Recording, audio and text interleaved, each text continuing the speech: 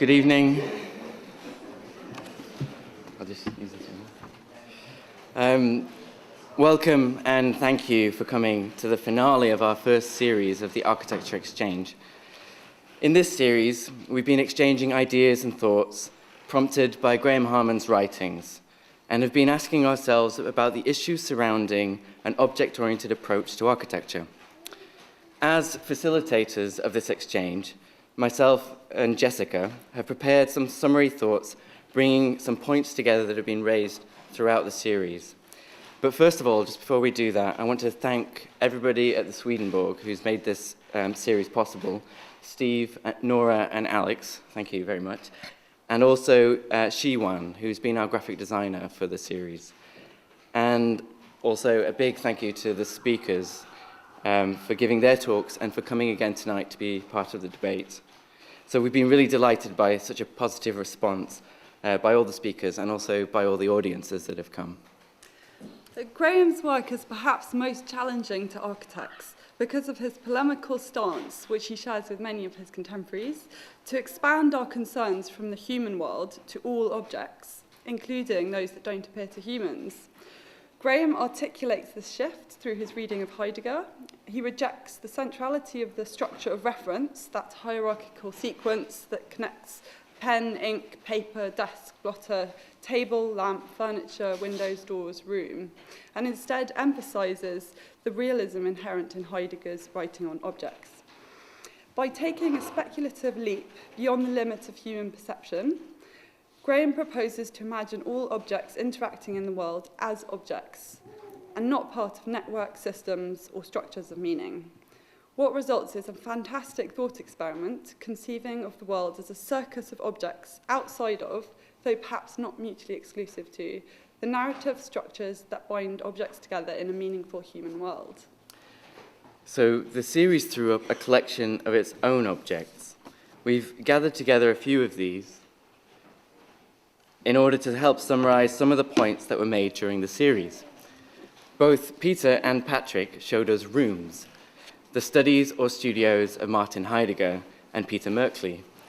They did so in order to raise the issue of the world that appeared to them to be bracketed in Graham's writing a little bit too much.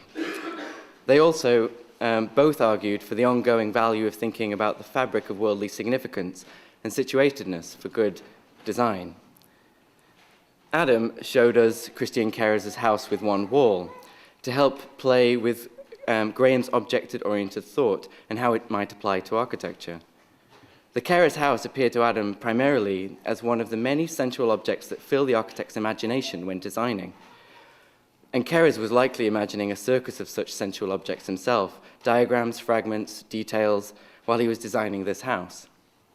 A question which Adam's paper raises in drawing our attention to the role of objects in the imagination of the architects is, what are the benefits of allowing these objects to freewheel dynamically in the mind like Graham's circus, instead of being tied to the narrative structures of our world? This structure might share something in common with the interest that architects involved have with object-oriented programming. They too are shifting away from linear structures to a clustering of semi-autonomous interactions between objects. With Adam's idea about the various mermaids and unicorns of the architect's imagination, we might develop a more general question about the value of object orientation to architecture as a way of thinking and designing. Adam also described the Kerr's house as a real object, and never having been there, he engaged in a speculative thought, imagining the house independent of any perceiving subject. To do so, however, he drew upon his knowledge of physics and chemistry. This raises an epistemological question: how does the speculating architect know the real object? Does he or she default to scientific representation or the illusions of metaphor and humour? One thing missing from Adam's description of the Kerr's house, which mirrors perhaps Graham's bracketing of the world in his writings, was the house as a correlation between its mass of steel, concrete, and glass and a psychic and cultural reality woven around it by its inhabitants. Is this aspect of the house, an aspect that we might call the home, precisely perhaps the very architectural figure of Kantian correlationism? We can approach the phenomena of inhabitation by way of the moment of its sudden absence. In the literal collapse of a building, such as an earthquake, we glimpse the significance of the world negatively. Lorenz made this point by referring to the world that collapsed so violently during 9/11. In that instance, the spatial background that was so silently relied upon was radically reconfigured. But with such an extremely political example as this, however, we might ask how causation can be addressed outside of the frame of human history. While we might learn something philosophical about the radical contingency of space here, what does it mean to bracket out the political and historical world when thinking about architecture? So when Lorenz described how the real returns when the spatial is radically reconfigured, he was using Lacanian understanding of the real. A more philosophical question that this raises is, how does the Lacanian real relate to Graham's real objects? Is the real a one, or is it multiple? Another topic that arises here is how architecture represents this real depth, and how it has done so in the past. Both Peter and Lorenz evoke the example of the altar in a church as a way in which architecture represents a relation to withdrawn, inaccessible depths. The approach to the altar, or indeed the ascent up through the dome towards the light, organises and represents such depth. This, however, has tended to be towards a single beyond, and Graham's work prompts us to think of such depths as multiple, all around us in every object. So there may be a question here of how architecture represents this multiplicity. But also, if instead of this question of representation, we try to think about the objects of architecture and the city relating as objects, we might imagine every object within architecture, doors, walls, windows, rooms, and every object within our urban landscape, cities, blocks, parks, and streets, having their own relative autonomy and depth by which they relate. However, whereas many of the objects that populate Graham's books are quite dynamic, architecture might be said to tend towards the static. It is almost the vocation of architecture to fix its object-object relations in place for long periods of time. So one question that architecture might offer back to Graham here is perhaps, what about defining the depth of an object as its durability in time? Does a building achieve a strong objecthood due to its ability to survive across centuries and millennia? Adam mentioned the example of the Issei Shrine in Japan. This is a building that has endured for 2,000 years. But interestingly, while we could also look at buildings like the Acropolis that have endured in terms of their real objecthood as well, for the Issei Shrine, it is only its sensual objecthood that has endured, as the individual timbers are ritually replaced every 20 years. A more general question might be then, do we need a way not only to define objects, but also to speak about how and why some objects are stronger than others? And perhaps the example of architecture can help us do that. In Graham's own writings on architecture, he has already hinted at how architecture, as a form of communication, might communicate with the world, in part by its non-communication and withdrawal from it. Both Jonathan and Peg took interest in this topic, and in their talks discussed whether architecture has already had too much of a history of autonomy and discreteness, and whether we still need a different kind of vocabulary to talk about the more refined ambiguities and oscillations of communication and non-communication. There is a lot to discuss, so let's begin the evening by offering the floor to Graham. And after that, we'll have a brief break, followed by a debate with all the speakers. Graham needs no introduction, but I'll give a very brief one. Graham is an associate provost and professor in the Department of Philosophy at the American University in Cairo. He's the author of 9 books, most recently The Quadruple Object and Quinton Meillassoux, Philosophy in the Making. He is editor of the Speculative Realism book series at Edinburgh University Press, and with Bruno Latour, co-editor of the New Metaphysics book series at Open Humanities Press. His talk tonight is titled, What Objects Mean for Architecture. Please welcome Graham Harman.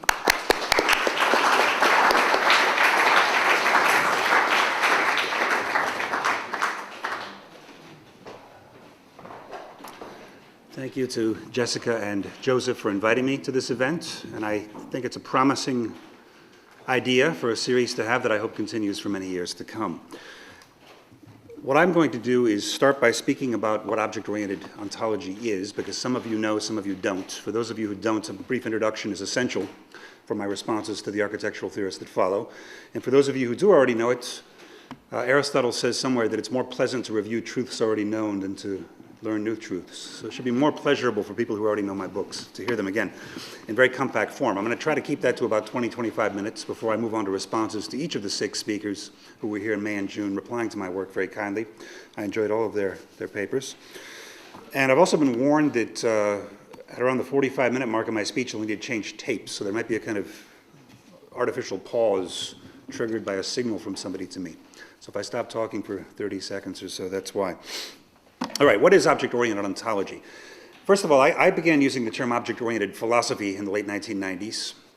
I stole the term from computer science, but it wasn't especially inspired by object-oriented programming, which I don't know a whole lot about. What little I know does seem to resonate with what I do in philosophy, but I don't happen to know a lot about it. Object-oriented ontology, the triple O, is a term coined by Levi Bryant in 2009, simply because object-oriented philosophy was my term, and we wanted to bring in more people who are a little different and have a larger umbrella. So that's what triple O means. It refers to several of us who are working in a similar vein, but not with entirely the same philosophies. What motivated this object-oriented turn in philosophy on my part? Well, philosophy, of course, has to be a very universal subject matter. We're like the globe makers compared to the map makers. We don't always deal with things in detail.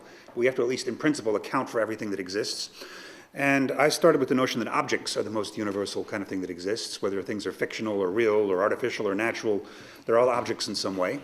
And this, of course, is not an especially new idea. There have been several trends in the history of philosophy that did this, but most recently the Austrian school of the late 1800s was working in this vein quite a bit. So that's not the original part. So there are some other things we do that I think are more original, but I do think that part is true. Now, there are a number of people, of course, who don't like the fact that we're putting objects at the center of philosophy, and I suppose in architectural theory as well. Why would people not like objects? There are all kinds of reasons why they think that it's a naive approach or a wrong-headed approach, but there's really 2 kinds. There's basically 2 different objections people could have, to simplify. I call these undermining and overmining. These are terms I've been using for about 4 years. They also come in a combined form that I call duomining, and I'm going to explain all 3 of these briefly, because I think they're central not just to recent philosophy, but to the way things have unfolded since ancient Greece, in many ways. Undermining. Okay, when you undermine an object, what you say is, let's not talk about things like microphones, podiums, stages, people, because those are mid-sized everyday objects. That's the usual contemptuous dismissal people say in analytic philosophy. You're just talking about mid-sized everyday objects. So let's go deeper. Let's get down to what's the most underlying thing that these macro-sized objects are made of. That's what really explains things. You're reducing things to their pieces.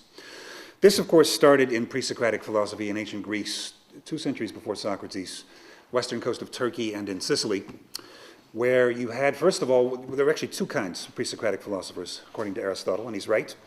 The one kind is the kind that tries to find the most basic physical element of which everything is made, and there's an argument about what that is. Thales of Miletus, the first philosopher and physicist in the West. In fact, they were called physicists at the time. They weren't called pre-Socratics because no one knew Socrates would be born. They were called the physikoi by their contemporaries. Thales said the first principle of everything is water. And it makes sense when you think about how much of the earth is covered by water, how all living things are moist, how there's dew in the grass in the morning. All right, it sounds kind of charming to us today. But his notion was that it was important because he was the first to say there's a physical first principle of everything, instead of giving a creation myth, like Hesiod, with the gods making everything. This was followed by Anaximenes, who said it has to be air. That air, you condense air very densely to make wood and bone and iron. And if you expand air, you get fire, which is lighter than air, and so it goes up, and that's what the stars are made of. Then you also have Empedocles, who noticed that you can't have, say, water as the first principle of everything, because how could you make fire out of water? They're opposites. So there has to be 4 fundamental elements: air, earth, fire, and water. And as far as we know, the traditional Greek elements, they're sometimes called, as far as we know, he was the first to put them in a system like that. And they are joined by love and separated by hate. So it's a little bit more sophisticated. He has 6 basic principles, 4 plus the 2 that move them. And then you've got the more contemporary sounding one, which is the atomists, the Democritus and Leucippus, who said that there can be these tiny little particles that swerve through the void and everything's made of these. That's more respectable than the others are today. That's one kind of pre-Socratic philosopher you have.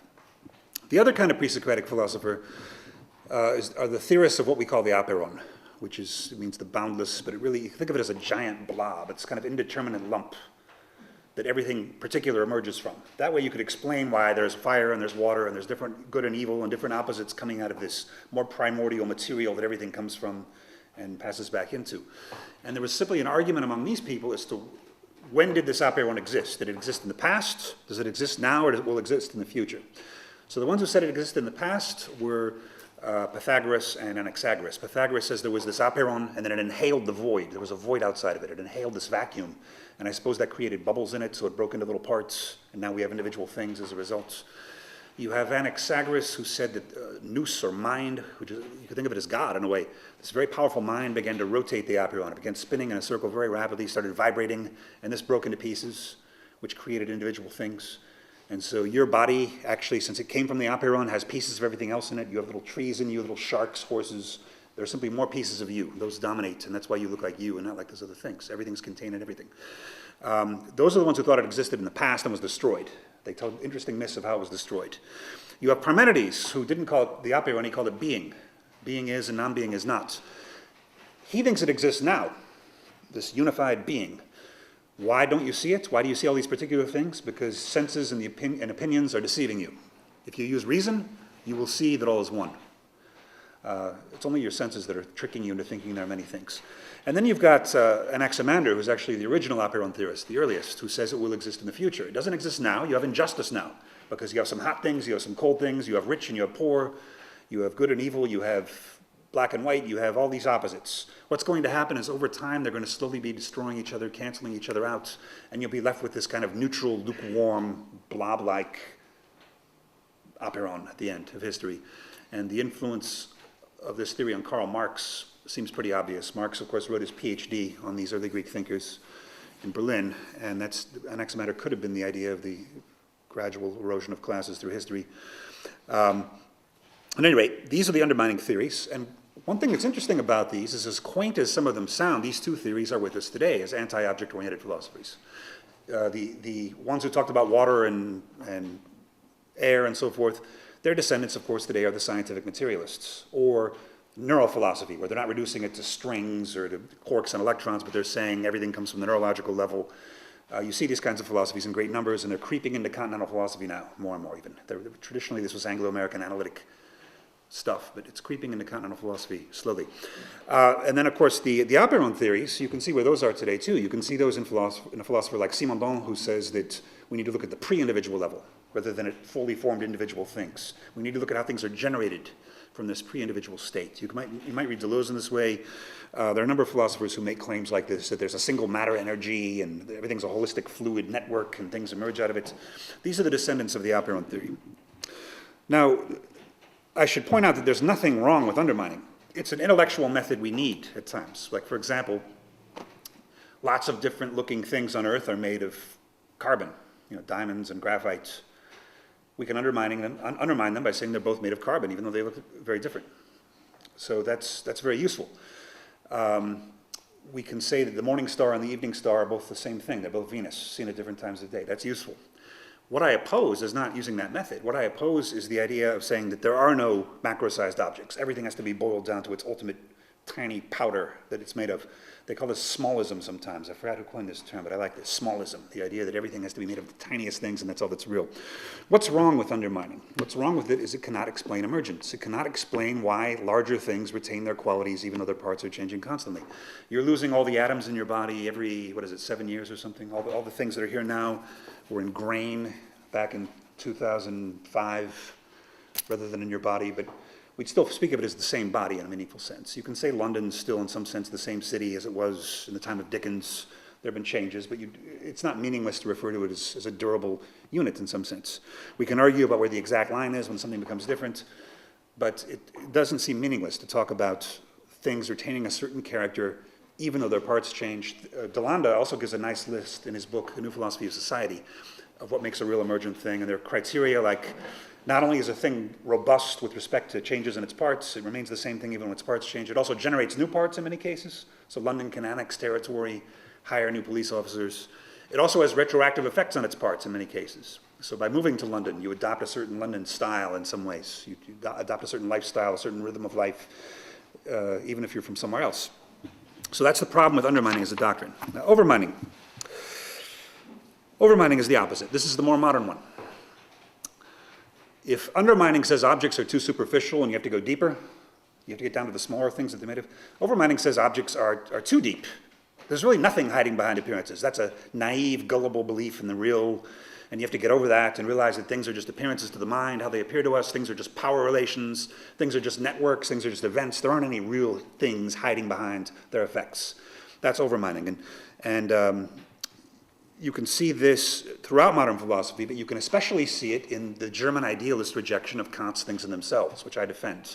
Kant, of course, made his step in philosophy by saying there are things in themselves that can be thought but not known. We are restricted to knowing the world through the 12 human categories and through time and space. We can't say whether these really apply to things as they are in themselves. We can only say that these are defining the structure of human finitude and how humans experience the world.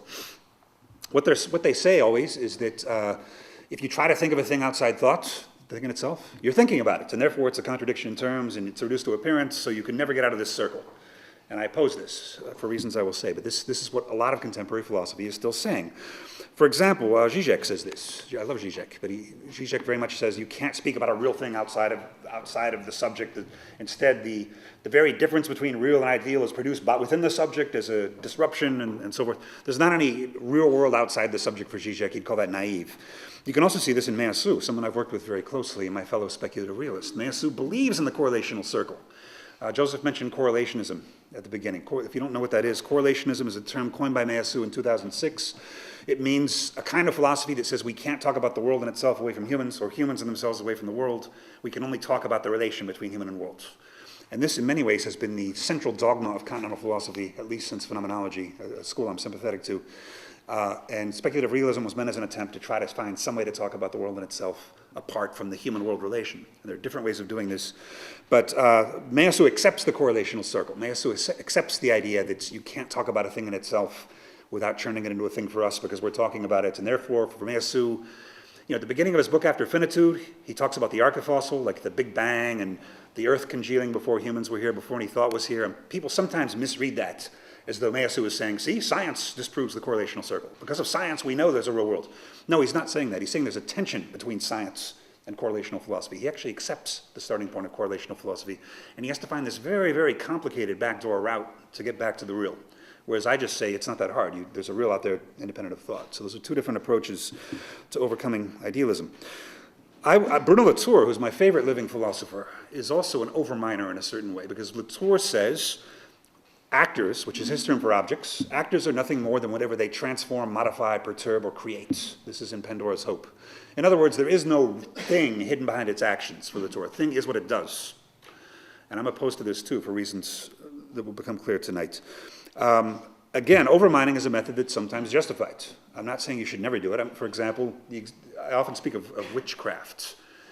If you burn this woman as a witch because these 6 horrible things happened in the village, and there was a plague, and there was blood on somebody's doorstep, and you say, this is the underlying cause, it's a witch, there's a witch in our village. Well, of course, you overmine that. You say, no, these are coincidences. There's not really one person called a witch who's doing all these things. This is a naive superstition.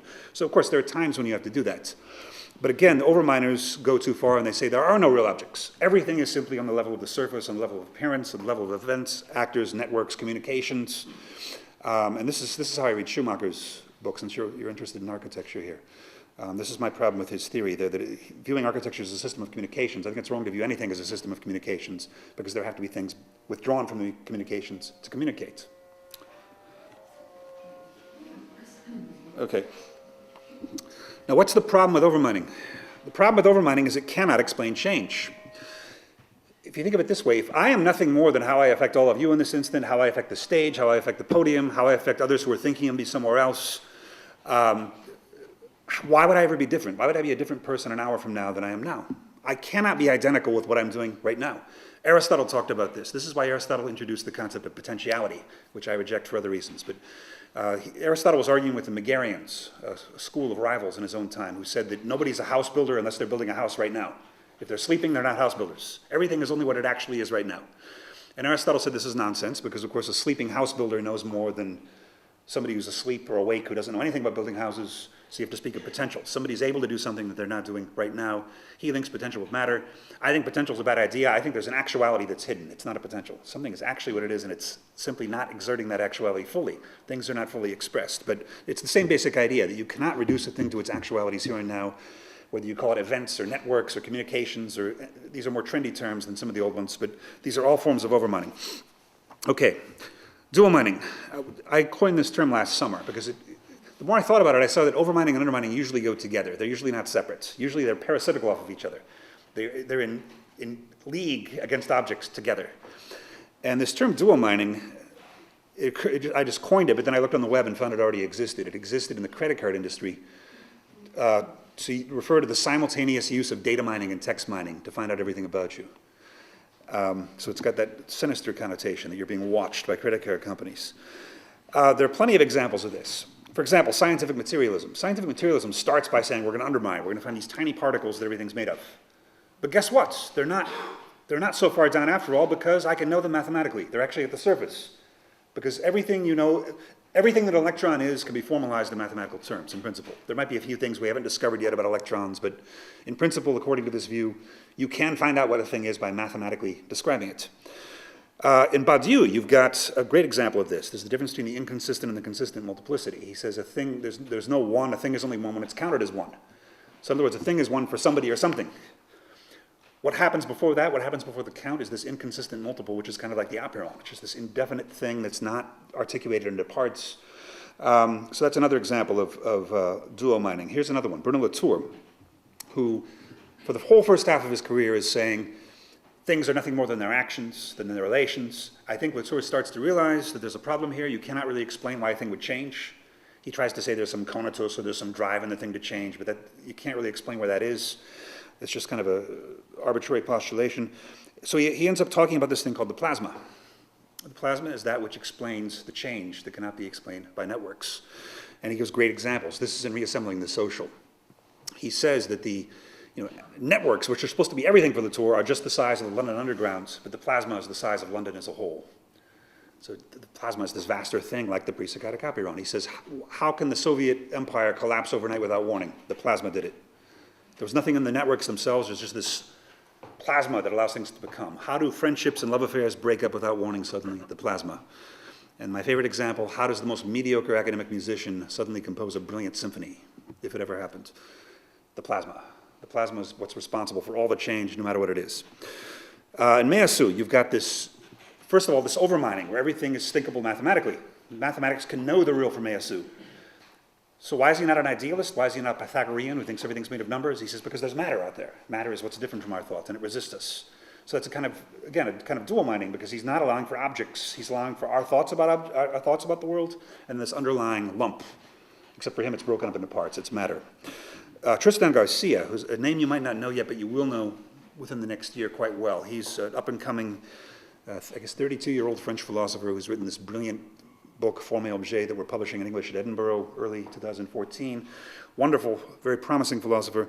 My objection to Garcia is he says a thing is the difference between its parts and its relations. So this podium is located between the atoms of which it's made and the use we're making of it right now. The problem I have with that is that this makes the object oversensitive in two directions. If I take out one atom, it's no longer the same podium, and if I move it like this, it's no longer the same lectern, I guess it is.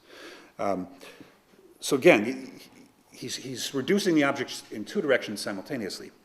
And finally, the example I wrote about for Documenta Art Festival last summer is Eddington's famous two tables. Sir Arthur Stanley Eddington, the great English physicist who is most famous for his observations of eclipses, lending support to Einstein's theory of general relativity. He also gave some Gifford lectures in Edinburgh in which he said there are two tables. The table I'm writing at right now is two tables. There's the table of physics, which is mostly empty space with electrons spinning around and all these particles going all over the place. Then there's the practical table, the table that it's solid, that I'm writing on. And my thesis in this little notebook I wrote called the Third Table is that neither of those is real. That's the undermining and the overmining. The real table is in between. The real table is not just the pieces, nor is it just the practical table. And my thesis in this notebook was that the arts are unusually well equipped to give us the third table. An artwork is obviously not telling us except in very special Dadaistic cases, what the physical composition of its materials are, nor is an artwork presenting itself as just a piece of equipment. Even the urinal of Duchamp is not, I don't think anyone uses it, right? So it's not an everyday tool. It's specifically decontextualized from its tool use. So I do think the arts have something to teach philosophy there. The arts are not about paraphrasing the art object. You cannot replace a gallery full of artworks with typed prose descriptions of what they are. You won't have the same experience. All right, now, I probably made it sound like everyone's against objects and we're paranoid and persecuted. Now, there are actually three traditions that have upheld objects, in my sense, in the history of philosophy. I think they're all wrong in some way. The first is the Aristotelian tradition. Because, of course, Aristotle, unlike Plato, had the perfect forms that were perhaps in another world, and Aristotle thought that the primary substances were individual things. He was interested in individual entities. For him, these were the primary things, and ideas like white and justice were secondary. And the whole medieval tradition follows Aristotle. Leibniz is one of the great Aristotelians, and there are differences among them, but some of the flaws they all have in common is that they all, of course, Darwin is often seen as having overthrown part of Aristotle, because Aristotle sees the species as having occurred by nature. Darwin sees them as having evolved. That's one problem with the Aristotelian tradition. It tends to see things as natural kinds. In the case of Leibniz, though not Aristotle, Aristotle was actually the first to say that substances don't have to be eternal. You can destroy substances. A horse will be a substance for Aristotle, but you can kill it, and the body degenerates. So, but Leibniz thinks all the substances are eternal. All the substances are monads. They do last forever. God created them all at the beginning of time. He wouldn't waste his time later making them, so they were all made at the beginning of time, at the time of creation. And also this tradition is very hostile to the idea that machines or any other composites could be real objects, real substances. So airplanes, Leibniz is the funniest source because Leibniz is mocking things like a circle of men holding hands, the Dutch East India Company, two diamonds glued together is not a substance for Leibniz, which is funny because one diamond is already not very natural. A lot of polishing goes into the diamond. So that's one pro-object tradition in the history of philosophy.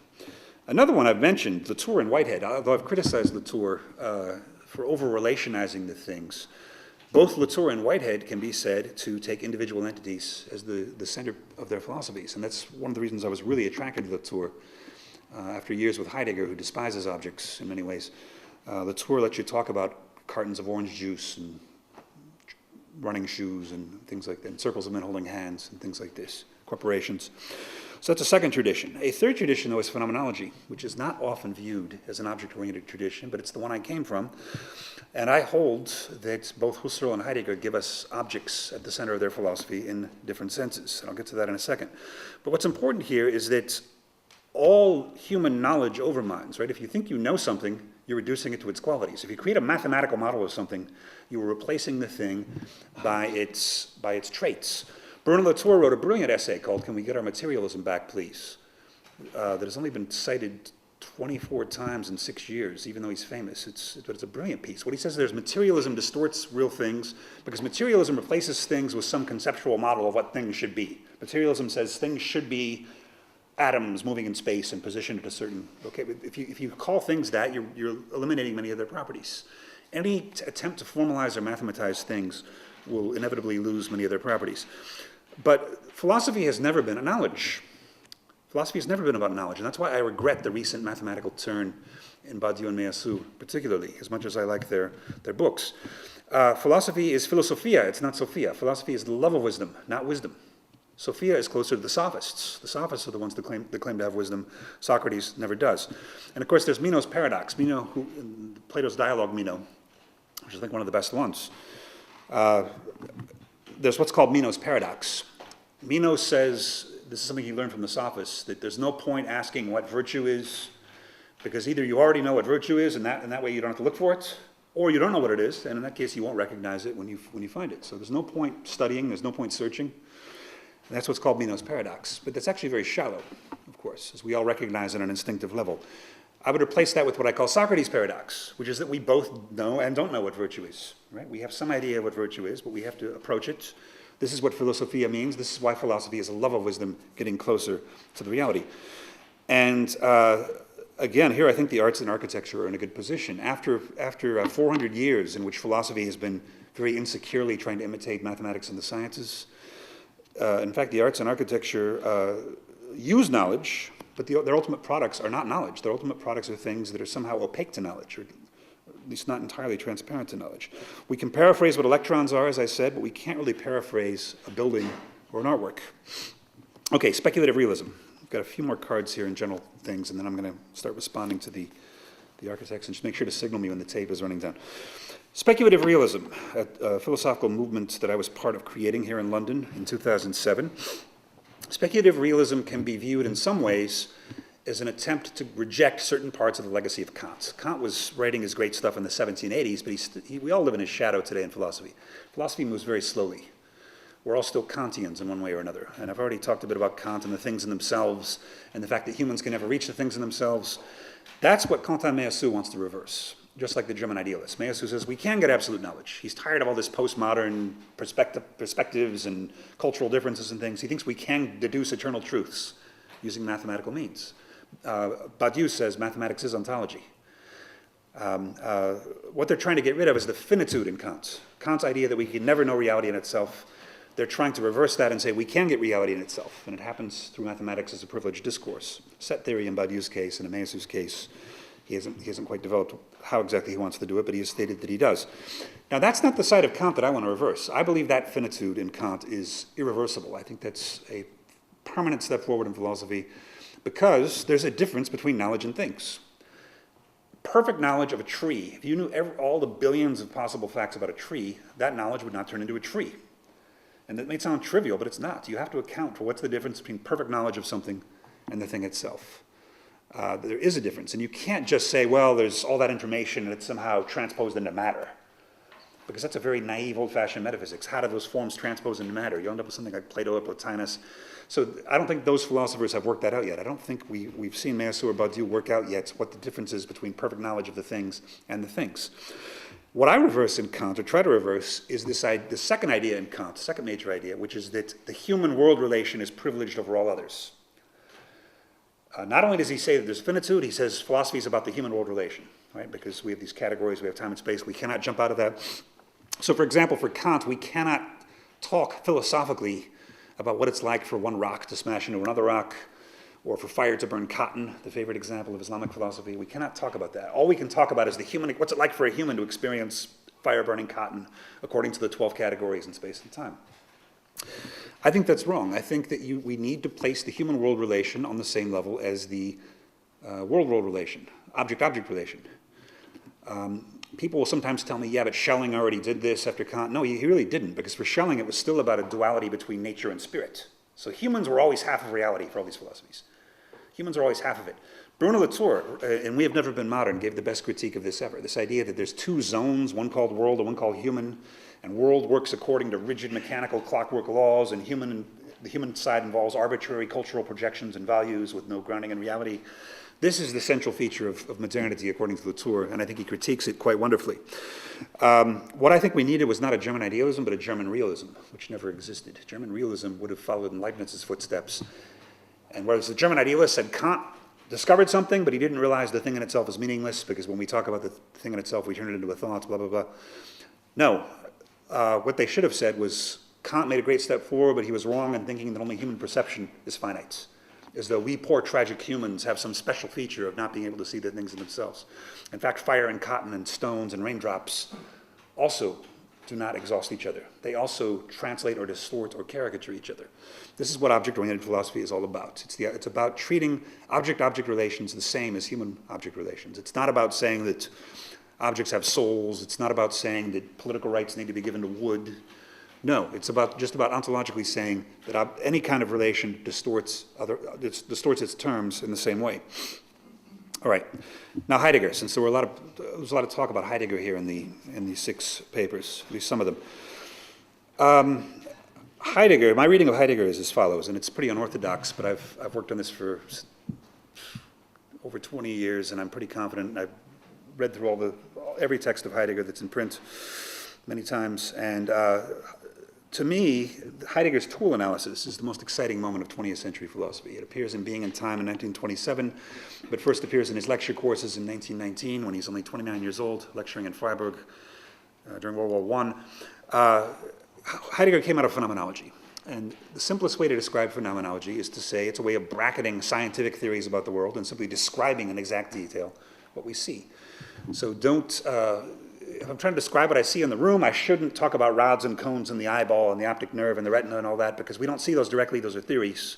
We should start more basically from what we encounter, what we perceive in our everyday lives, and we can describe that in exact detail. For example, I can notice for the first time that I'm only seeing the front side of all of you. I assume you have backs, though I can't see them, and so those backs of you are co-present, as he says, Husserl says. So Heidegger does this in what he calls the tool analysis, where he talks about, a hammer is his most famous example, that while you're using a hammer, the hammer is not noticed. The hammer is simply performing its function, and you're focused on something else. You're focused on the house you're building with the hammer. You're focused on what you're going to do with the house once it's built, and so forth. And then the hammer breaks. And by breaking, the hammer suddenly becomes visible. So there's this constant reversal between tool and broken tool, and this is not limited to cases of tools. It's not just about saws and drills and hammers and chisels. It's any object has these two sides, where it's going to be hidden, and then you only notice it from time to time. Your experience right now, only a small amount of what you're doing is conscious to you, of course, because you're relying on the floor to keep you up. You're relying on all your bodily organs to keep functioning fairly effectively, unless you're having a health condition at the moment. Assuming you know English pretty well, as I'm sure all of you do, you're not thinking too hard about my grammar. You're simply processing what I say pretty quickly without having to struggle through the verb conjugations and so forth. All these things are going on at any moment. We're all breathing oxygen. If the oxygen disappeared, we'd all suffocate. Until this happens, you tend to take the tools for granted. So my first step in reading Heidegger was to say this is actually what all Heidegger is about. And this is all he means by time, really, when you get right down to it. Time is about this ambiguous threefold relation between what's hidden, what's visible, and the interplay between them. So when you see time in Heidegger, don't be intimidated by that. He's not really talking about time. It would work even if time froze in its tracks. Even if you looked at one frame of time, Heidegger's tool analysis would still work. His analysis of temporality would still work. That's very controversial. You'll never hear any Heidegger scholar agree with this, but I can swear to you it is true. If you want time, you have to go to Bergson or other philosophers like this who actually talk about flux and becoming. William James, Deleuze, you're going to get that from them. You're not going to get becoming from Heidegger. You're going to get a series of static instants that are very ambiguous. All right, so that's Heidegger. Heidegger is often misread in the following way. They say that all theory is grounded in practice, right? That we perceive things, we think about things, but actually that's all grounded in this background practices that we don't think about. The problem with that is that practical activity distorts things every bit as much as theory or perception do, right? Because by sitting in a chair, you don't exhaust the properties of that chair anymore than by looking at it and making theories of chairs, if there is such a thing as theories of chairs. Mosquitoes and dogs are going to find qualities in that chair that you cannot perceive. Raindrops hitting the chair are going to encounter properties of that chair that we can't really conceptualize. So it's not just about a difference between theory and praxis. Both theory and praxis are on the same level in a sense. They're both distorting the chair in itself. But then if you push it one step further, Heidegger might have agreed with that point if I were able to argue with him a while. What he would never have agreed with, which I had to get from Whitehead, is the idea that object-object relations are basically of the same sort as human-object relations. That fire burns cotton, the Islamic philosophy example again. Fire is not interacting, with, as far as we know, with the smell or the color of the cotton. It's simply interacting with the flammability-related features, whatever those are, to burn it. So the smell and the color of the cotton are invisible to the fire. It doesn't matter if the fire is conscious or not. It interacts only with some parts of the cotton. It doesn't interact with the cotton directly. And this is why some of the early conservative Islamic philosophers had to say that God is the medium of all these interactions. Since fire and cotton cannot touch directly, they must be going through gods. And this came into French philosophy, of course, in the 17th century, and so-called occasionalism. Descartes has mind and body. How do they interact? They're different substances. It must be God. I decide to move my arm, God is moving my arm.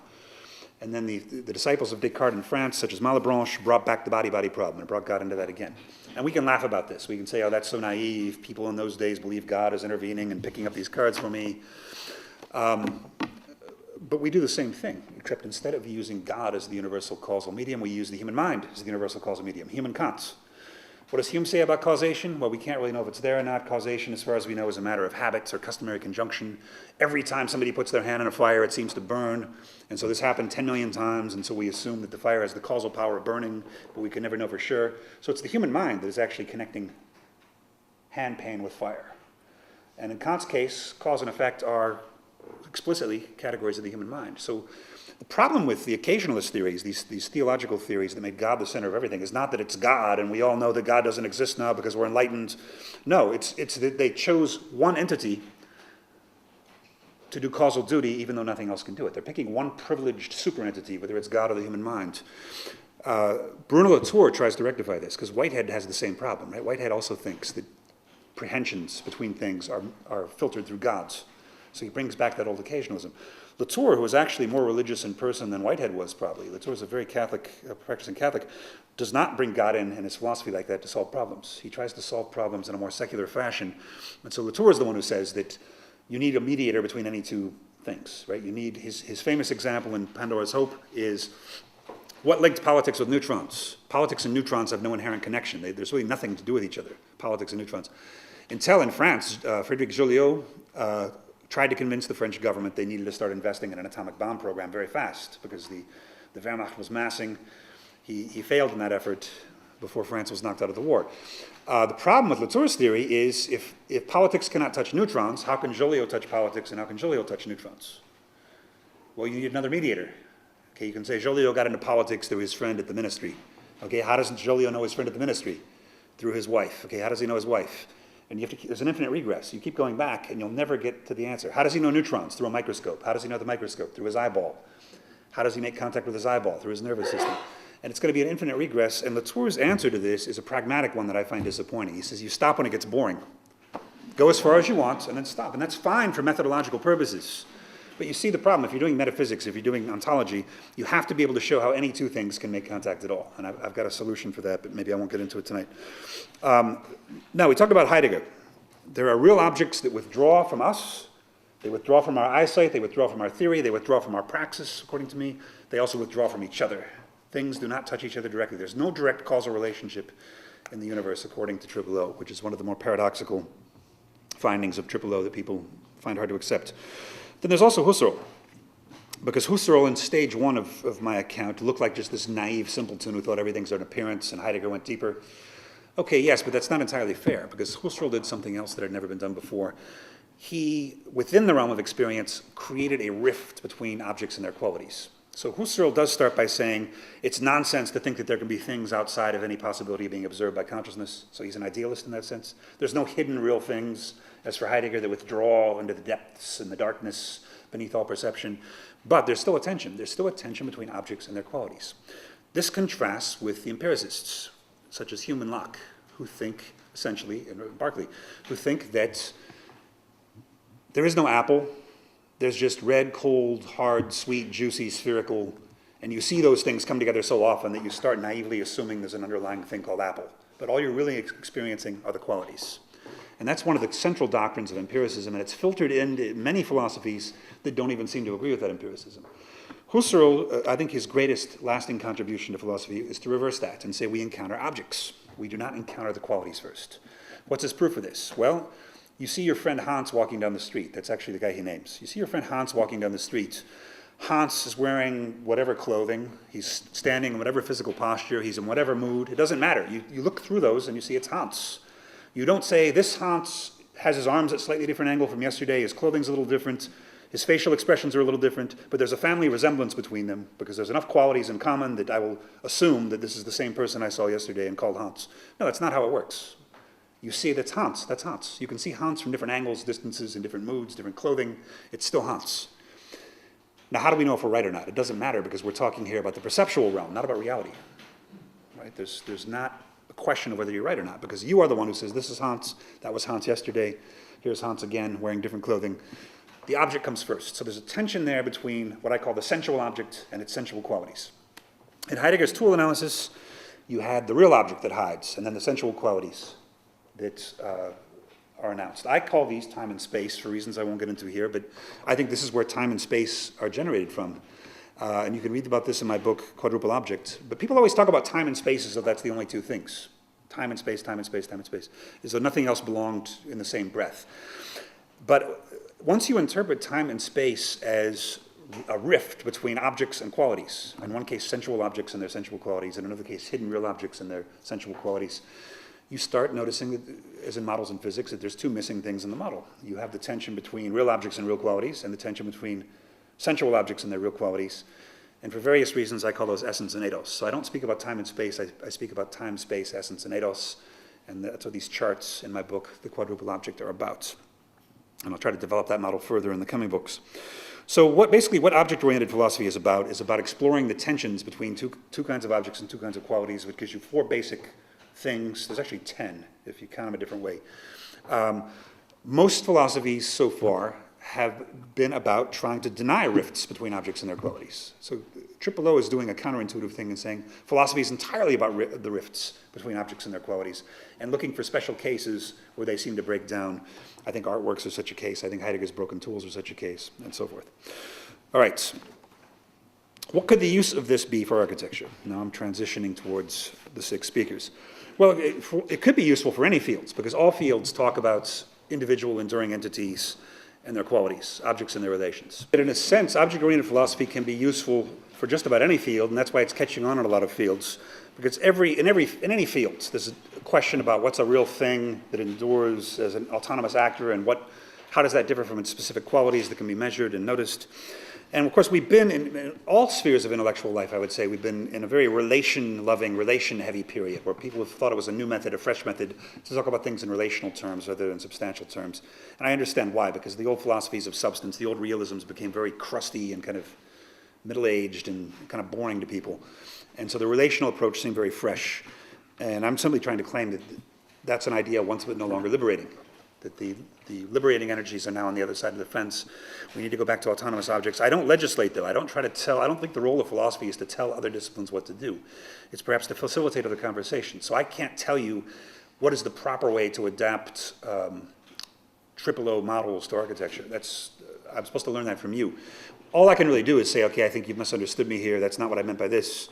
But I have no idea I have some idea, because I have architect friends, and we've talked about this. I have some idea of what object-oriented trends might look like in architecture or literature or the arts. But what I can do is, as I'm planning to do tonight, respond to some of the people who, in the architectural field, who have been kind enough to talk about me in the last 2 months. And these papers were all very interesting. I've got something to say about all of them. Instead of going in chronological order or alphabetical order, I'll go in an order that fits well with what I've just said. And since I've been talking a lot about Heidegger, I think I'll start with Jonathan Hale and Patrick Lynch, since they spoke most explicitly about Heidegger in their talks. Jonathan Hale makes an interesting criticism that my distinction between tool and broken tool is too binary. What he's trying to point out is that there's kind of a gradation between background unconscious activity with things and explicit perception. And he talks about Hubert Dreyfus as by far the most cited commentator on Heidegger. His commentary has been cited, 3,000 times or something, which is unheard of for a secondary source in philosophy. He's kind of the go-to guy for most people in Heidegger studies, especially in the Anglo-American analytic tradition. I happen not to like his reading. The reason I don't like his reading is because I don't think that Heidegger is about the distinction between practical and theoretical activity. I think Heidegger is about, the reason it's binary, the reason I make it binary, is because I think there's no alternative. Either you're talking about the things themselves or you're talking about some relation to them. And yes, there's probably a slight gradation from unconscious contact with a thing up to emotional reaction to it, up to conscious theoretical deliberation about it. Yes, you could do a very subtle description of all those variations, but all those variations for me would still be on the one side. They'd be relations to the things. Whereas for me, the thing itself withdraws. And so I don't think Dreyfus is on the right track when he talks about the difference between coping and theoretical comportment towards things. And for this, Hale also suggests that I don't account for Heidegger's threefold structure of tools, that I treat all tools as the same, when actually Heidegger talks about obstinacy, unreadiness to hand, and what's the other one? I guess explicit breakdown would be the third. That's true, I don't. And again, it's because I think sometimes the detail in Heidegger is a red herring. Sometimes I think Heidegger gives us detail that doesn't really cash out in experiential terms. Sometimes I think Heidegger just stamps his threefold temporal structure onto things in a way that isn't helpful. For example, I remember the first time I read Being and Time. I was 19. I didn't succeed that time. No, I started when I was 17. And then I tried again when I was 18. I failed both times. I finally got through it at 19 after a lot of efforts. And I remember when I was 17, one of the intimidating things is Heidegger says every question has three parts. And it works better in German. It's das Erfragte, das Befragte, and das Gefragte. But in English, there's that which is interrogated in the question, that which is asked about in the question, and that which is supposed to be found out by the asking of the question. And I thought, wow, this guy is so brilliant. He can actually, it's so subtle. He's like a diamond cutter. I can't possibly follow this. All he's really doing is taking his threefold temporal structure and just putting it in anything. You've got in the question, there's that which is already presupposed by the question, and that's das Gefragte, I guess, and then there's the entity you're talking about and looking at, which in this case is human Dasein when he's asking the question of being, and that's das Befragte, and das Erfragte is that which you're supposed to find out by asking the question. You can put those three terms on anything in Heidegger's world and come up with a threefold structure. I don't think those necessarily lead anywhere. So I've made a deliberate effort to simplify Heidegger because I think Heidegger's actually, he's difficult, but he's actually simple, I think. I think he's one of the simpler philosophers in the last 2,000 years, as hard as he can be to read. Jonathan Hale is also worried that I avoid language.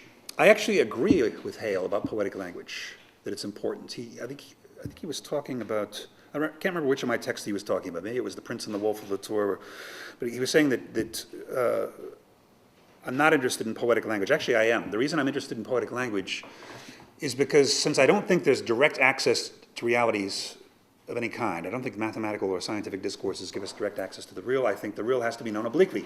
It has to be known indirectly.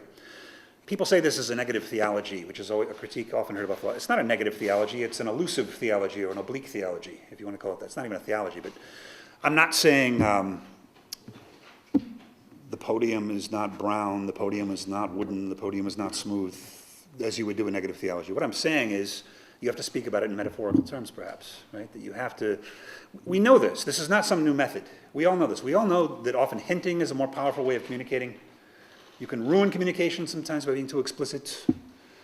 You drop hints to people about things because it's more powerful. You ruin jokes by explaining them, and jokes should not be underestimated. They have a very powerful, even physical effect on us. Laughter is one of the most important things in the world.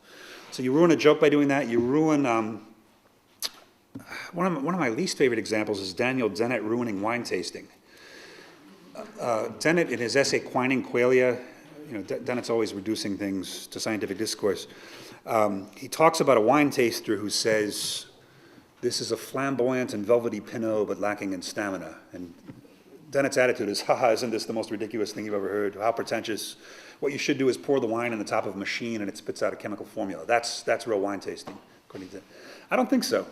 I don't think that's a kind of wine tasting that any of us, not only can't we poor emotional humans understand that formula coming out of the machine, it also doesn't do justice to what the wine is. The wine cannot be undermined into chemical formulae. The wine has a reality that is something over and above those formulae. Even if there's a link, even if the wine needs those chemicals to be as it is, there's a reality to the discourse that wine tasters use.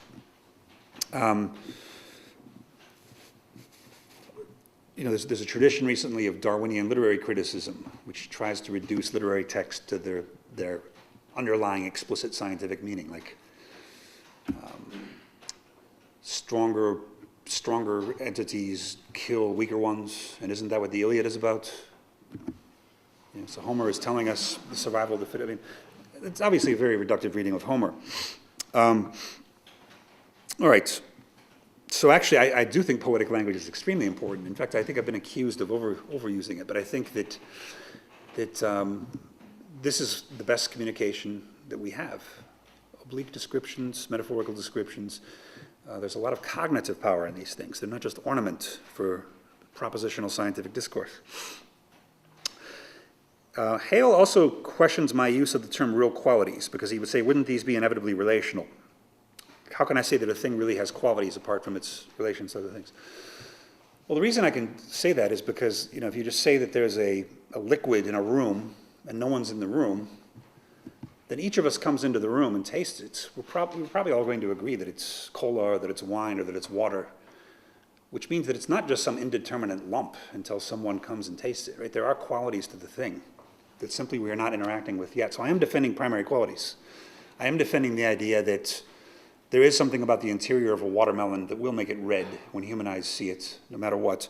I think the reason Jonathan Hale thought that I was making a confusion about Leibniz here, Leibniz is probably not the best example, because of course for Leibniz, real qualities are relational. For Leibniz, the real qualities of Julius Caesar at the moment he's born include crossing the Rubicon and include being murdered by Brutus, because Leibniz believes in pre-established harmony of things.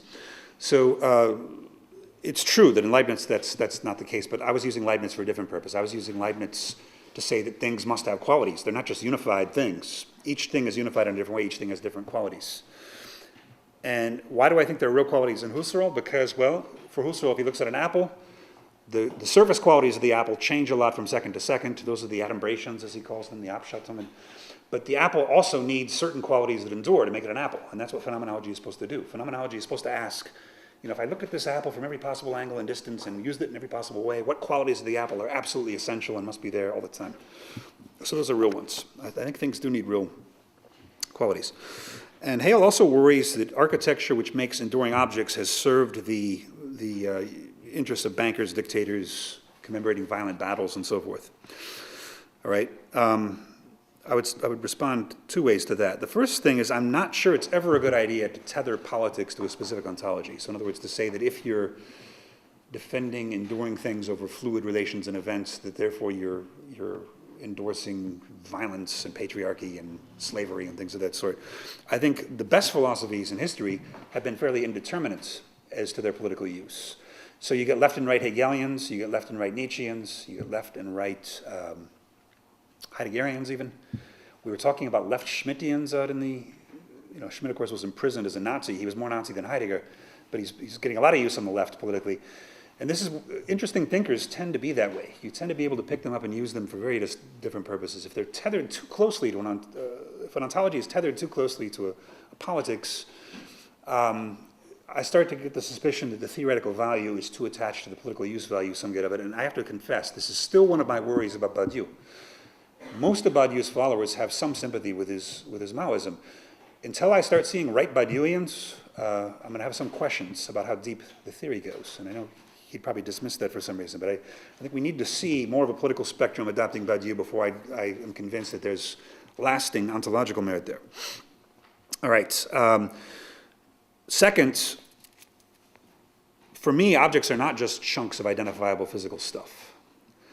An event can be an object for me. So I don't support granite and marble over slowly degenerating materials or anything. Any of those things can be objects. It has nothing to do with really clock time or how long it lasts on the calendar. Hale also brings up an interesting paradox about parametricism, because I've criticized, a couple of my essays, I've criticized Patrick Schumacher's communicational view of architecture. He's a great guy to talk to. I wish he were here tonight. He's not, I don't think. The paradox being that these buildings that he creates are actually quite striking and obtrusive objects in just the way I recommend. And I would say, yes, I agree with that paradox. I was not meaning to criticize Patrick's buildings. I find many of them quite alluring and quite exciting. I was criticizing the theory he uses to justify it, where architecture is all about framing communications, which I have said is, I think, politically sinister, because if we are nothing more than our communications, if the Egyptians were nothing more than their place in the Mubarak regime, why would they have a revolution? There has to be something held in reserve that is not reducible to the current context. Any kind of liberatory politics requires this. Also, Schumacher uses Luhmann, right? And he uses Luhmann as his hero thinker for this parametric architecture. Luhmann is not just about communication, though. Luhmann is equally about non-communication and about the opacity of systems to each other, and how systems never understand each other. So in a way, Luhmann is more up my alley than he is up Schumacher's alley. But he's not here, so I'll leave that to another time.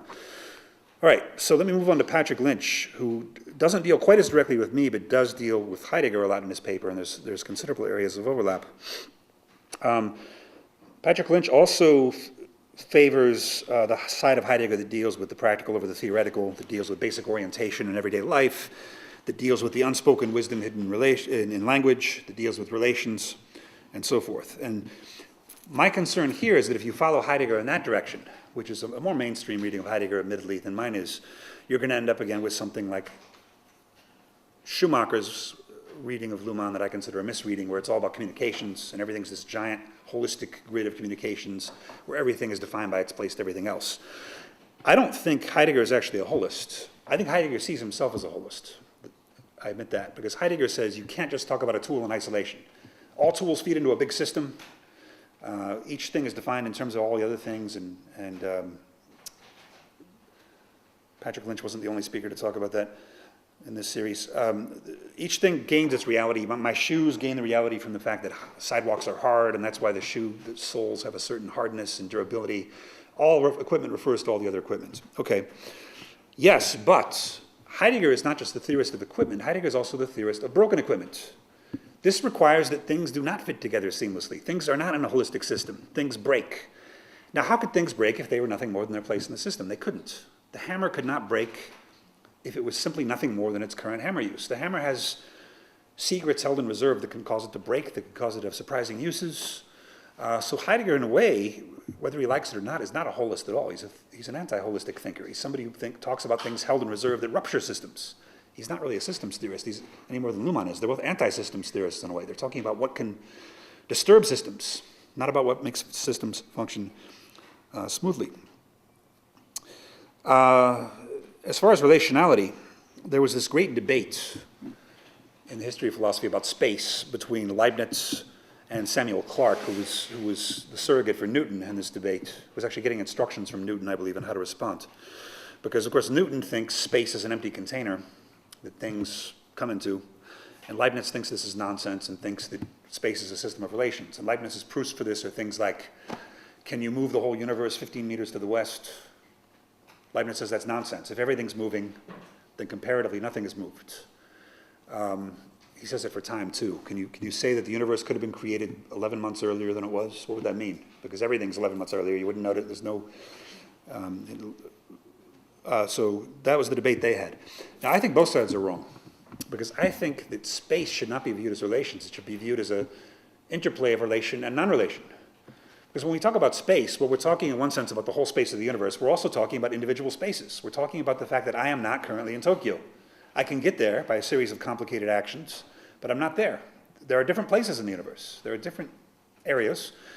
And I think if you try to define architecture as a system of relations, as I've seen some people do it doesn't seem that can work, because there wouldn't be any things to build, right? If everything was a system of relations, you'd end up with this sleek, holistic unity where the universe would be one thing. It'd be an apeiron.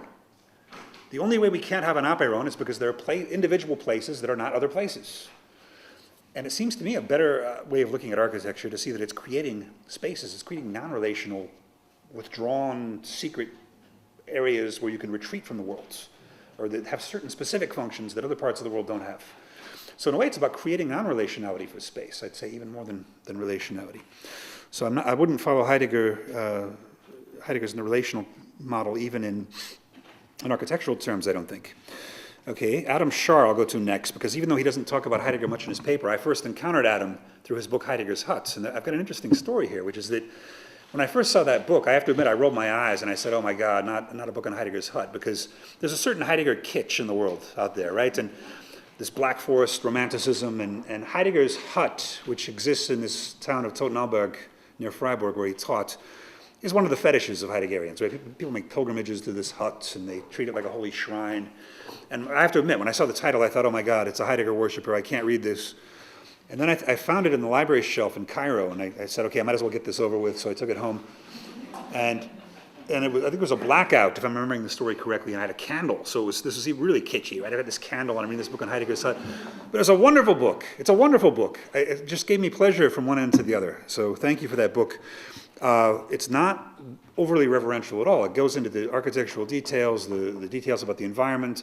I learned some facts from Heidegger about from you for the first time, such as that he used to walk from Freiburg to the hut. I never knew that. How far is that? 20 kilometers. Yeah, so Heidegger was a very fit hiker and skier. That's a fascinating thing, that he'd get in the mood to go to the hut, and he'd hike there, and he wrote most of his best work there.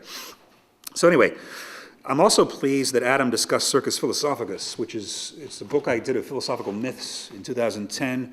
It's by far my favorite book out of all my books, but also the least successful. So I'm glad to see somebody cite it. It's least successful in terms of sales, and also it's not done too badly, but it's sold less than the other books, and it's also cited the least. I'm not surprised that it's cited the least. You can't really cite a book like that. It's all these myths about giant Ferris wheels and calliopes, and I still get people who think that it's autobiographical, and I don't know how they could think. I've got a 2-mile wide Ferris wheel in the first chapter, and I'm stranded on an offshore oil rig in the Gulf of Mexico with China Miéville, the science fiction writer. And people are still writing to me saying I'm revealing more about my life than they wanted to know, and sarcastic remark. I mean, it's obviously fictional, I think, right? Almost nothing in there is real. A few people's names are. But I'm very glad that in a way I'm glad it didn't become more successful, because I'd only be writing books like that now. I'd only be writing these weird philosophical myths and not treatises, and I guess I should keep writing those. Adam proposes what he calls a circus architectura, and I think he gets my project quite right, which is to extend tool being in Heidegger's analysis to cover all of reality. He does say something I slightly disagree with, which is he says, I think all objects are present. This might just be a linguistic difference, but I would say all objects are not present. All objects are absent. They're non-relational. That's what's more key for me. And he actually gives an interesting relational example. In my Ferris wheel myth, I talk about how there are these individual objects in Ferris wheel cars that are circling above and below the Earth. And at certain times, they interact with other objects that are in underground chambers. So there might be like a blowtorch that randomly shoots flames out every now and then or destroys certain objects in the Ferris wheel, to try to show that things have a reality apart from their relations, and then certain relations happen that create a new situation. The thing is not reducible to its situations because those situations change constantly. Adam talks about bimetallic or galvanic action, where two materials speed up the decay of each other. And he links this correctly to my critique of Whitehead and Latour, that yes, these metals can act on each other, but they also have some reality apart from that interaction.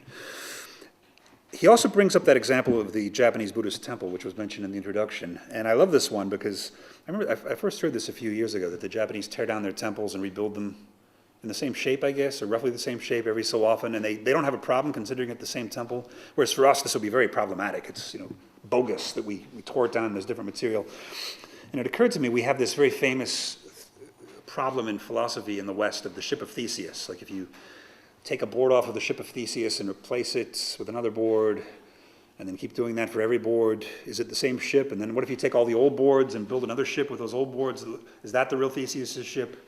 And we have George Washington's axe, that joke in America that you go into a museum and it's George Washington's axe, and you say, is that the real George Washington's axe? And they say, yes, it's with two exceptions. One is that the metal started rusting, so we put a new head on the axe, and the other is that the wood was rotting, so we put a new handle on.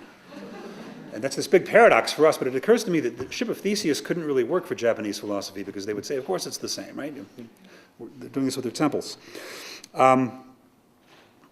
He notes that academics don't like the fact that I deprioritize humans, and that's true, they don't. But it's not that I'm privileging the non-human, as some critics say. Some critics are trying to say that I'm trying to crowd humans out of philosophy. That's not the case at all.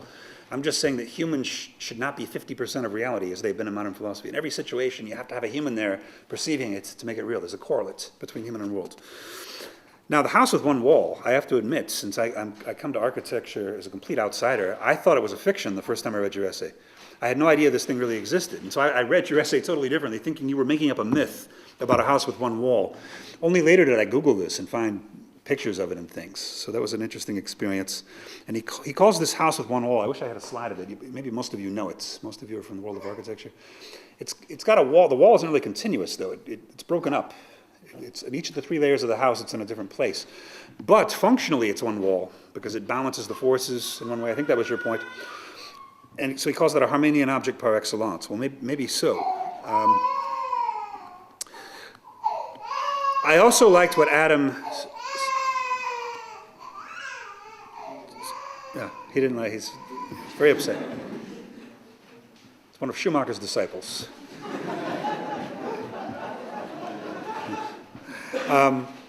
Adam also makes a nice point about concrete, not glass, being primary in this house, because there's a certain duplicity or ambiguity to concrete. And I like this passage a lot. He's quoting Adrian Forty, is that the name? Saying concrete is both liquid and solid, it's both smooth and rough, it's both natural and artificial, it's both ancient and modern, it's both base and spiritual. Well, I like this a lot because this is one of the best definitions of an object. An object is that which is ambiguous. This goes all the way back to Aristotle. Aristotle says, what defines a substance? A substance is that which has different qualities at different times. So Socrates is happy and then he's sad. That's what proves that he's a real thing. Whereas happy is always happy and sad is always sad. They're adjectives, they're qualities. They're secondary for Aristotle, unlike for Plato. I've often found that the most interesting literary characters are the ones that can sustain the most different interpretations. So, there's a million possible interpretations of Hamlet. How many possible interpretations are there of Batman? And maybe there are 3, and maybe there are a million of Hamlet. I don't know. Don't want to diss on popular culture here, but you could set up a kind of rank order like that. And people too. People are often more interesting the more complicated they are. Or wine, the more it resists description. So that you have to say a flamboyant and velvety Pinot, but lacking in stamina. That's probably a better wine, the more poetic language it requires. I've often found also that a good rule of thumb for determining the quality of a musician or a writer or an artist is if they are criticized simultaneously for opposite reasons. That's often a good sign. If everybody says this novelist is too long-winded and the novel's going too long, it's probably true. But if some people say they're too long and some people say they're too short, you start to get the sense that both are misunderstanding, that there's a misunderstanding coming from both directions, and there's something real there that resists either critique. And so that's one practical consequence of this. And so maybe concrete fits this example of it's a fascinating material because it has these two sides at all times. Shar also does something interesting. He defends the notion of publishing buildings in isolation against people who criticize the fact that architectural drawings always have no people in them, and they're in this isolated space by themselves without their relational context. What this reminded me of was Piero della Francesca's painting Ideal City. I don't know if you know this. It's very haunting. It's this beautiful, laid out geometrical city in Italy, and there's not one person in the painting. It's a bizarre thing for the Renaissance. But I like this, of course, because in a way, putting something in isolation is a way of getting at a counterfactual reality of that thing, because factually things are always in some situation. People ask me, what's the empirical method of object-oriented ontology?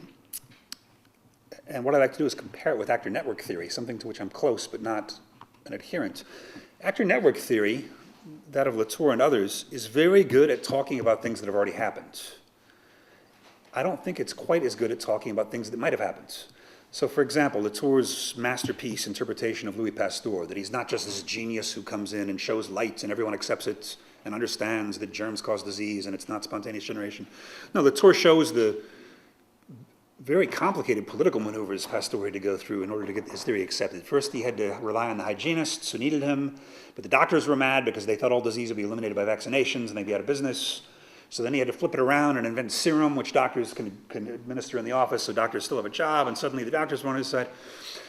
He's very good at things like that, but Latour is often criticized for being too unfair to the losers, right? He's fair to because it's this theory where there's winners and there's losers in every situation. Certain people mobilize actors and win and become the champions whose theories are accepted. Other people lose. I'm not so worried about that. I'm worried about him effacing the difference between the deserving and the undeserving losers. Meaning, there are great theories in different disciplines or great pieces of design that simply never caught on and should have. That's not we know what that means, right? That we all have private regrets that why isn't this musician more famous? Why aren't more people reading this past author? And so you can't say that time always does justice to everything, of course. There's a certain possibility that things have quality that is not recognized. Or to the reverse. I just saw this essay I didn't like. I just skimmed about how Kafka's overrated. He's not as good as Proust and Joyce. And this is in the Atlantic. I just saw it on the web. I don't agree with that, but that could conceivably be true. It could conceivably be true that we've overrated Kafka for the last 80 years, and we have to. This happens all the time in every field. So you're constantly reevaluating the past. And in a way, O is very much about counterfactuals. And in a way, architecture is one of the supreme counterfactual fields, isn't it? Schumacher puts this very well when he says actual construction is a rarity in architecture. That's one of my favorite lines in his book. That actually building something is a very rare event. That architecture, you're doing a lot of things before that stage, and you're lucky if you get to that stage. Finally, Adam also talks about canonicity, talking about canonical works, whether it's in architecture or philosophy or literature. And I agree with Adam. This problem tends to be framed entirely these days in terms of who gets excluded, who's being excluded from the canon, who's not being treated fairly by it. And that's true, that's part of it. But as Adam points out, the canon, in other words, our sense of what the models of quality past work in any field are, is a shifting field of forces. It's not a static list of people. If you go back and look at what they were reading in a great books program 100 years ago, you're going to laugh at some of it. Some of it's very minor stuff in our eyes. So things are constantly being reweighed, revalued. It doesn't mean that everything's equal. It might mean that you have to open up and not construct these canons according to prejudices that we didn't know about or that we knew about. But I think this feeds into my idea that philosophy should be counterfactual as well. You should not be talking about the success of a thing, the way I think actor network theory does. You should be talking about what could a thing have done if the conditions had been right. Roy Bhaskar, of course, talks about science in this way, because the scientific experiments in laboratories are extremely artificial situations that almost never occur in real life. So you have to set up totally counterfactual situations to figure out what properties are in the thing that you wouldn't otherwise have known about. Okay, now I'll come to Peg. I think she may have come in. I didn't see her, but she's the only one out of the 6 I've met before tonight at this event at the Bartlett in January. And I'll start with canonicity, because she talks about a lot in her paper, but this is one of the things she talks about. She says, why am I having recourse to Heidegger, who's a male mid-century figure? Okay, well, those are 2 different problems, but they both have to do with canonicity, so they can be dealt with together. One of them has to do with the mid-century point. I think you have trouble if you were doing science based on a mid-20th century figure. Like if you're doing genetics and you're just confining yourself to Crick and Watson's papers, yeah, genetics has moved on a lot, so you have to do a lot more than that. Philosophy, I don't really see it as being that problematic to be dealing with someone he's even earlier than mid-century. He was flourishing in the 20s, so he's almost 100 years old now, his best work. That's not a very long time in philosophy. I don't think philosophy necessarily moves at the speed of decades. It moves more at the speed of centuries. And it takes a long perspective to see how slowly the conceptual shifts occur. So I would defend even going to an earlier philosopher, as Peg herself does in her paper when she has recourse to Spinoza. I'll get to that in a moment. All right. As for the fact that he's male, of course I can't control the fact that Heidegger was male. He's simply the philosopher I think was the most important in the 20th century.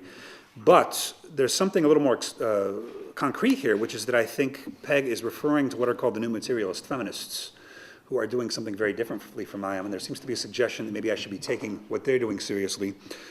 And she actually speaks of a different group of new materialist feminists than the ones I am most familiar with. The ones I am most familiar with are Jane Bennett, Karen Barad, and Isabel Stengers. They're the ones whose work I know the best. I do like Rosie Berdati, I just don't know her work as well. She's one of the ones who Peg cites.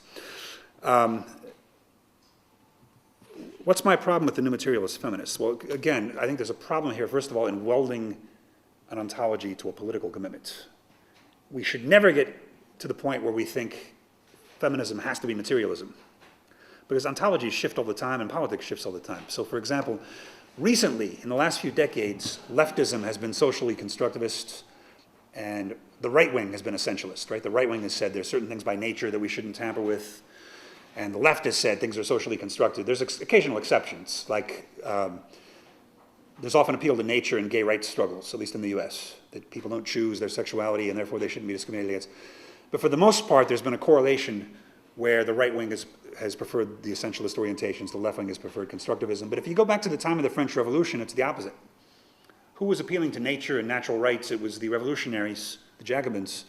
And who was appealing to historically accreted power structures and historically relative things? It was the conservatives in France. So you can't really tether a particular ontology to a particular political position. I've had arguments with Peter Hallward in the past, because Peter Hallward, of course, is very left, and he thinks only a relational ontology does justice to political leftism. I don't see that there's an innate connection at all. I think you could have a very right-wing relational philosophy. I think those things shift over time. So first of all, I think it's important that feminism not put all its eggs in the materialist basket, just like I don't think feminists should have put all its eggs in the anti-essentialist basket. Karen Barad talks about this. She says you can see why this happens, why many feminisms use anti-essentialism as part of their toolbox, because you can see why a reactionary position would say the essence of the woman is to care about the family, or Ered Said. What's the problem with Orientalism? It's people making essentialist statements about Arabs and people from the Middle East. Okay, fine, but what's the problem with essentialism? Is it really a problem to say that people or cultures or even genders have certain features that are not visible but that guide what happens? I don't think that's the real problem. I think the problem with essentialism is the claim to know the essence.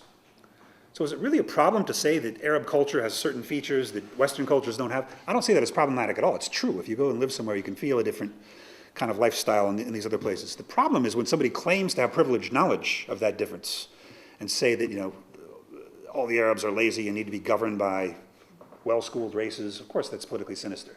But the problem is not that the essence is there. The problem is that somebody claims to have privileged contact with the essence.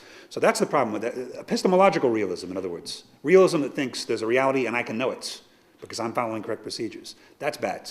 I don't think it's bad to say there's a reality and we can't know it.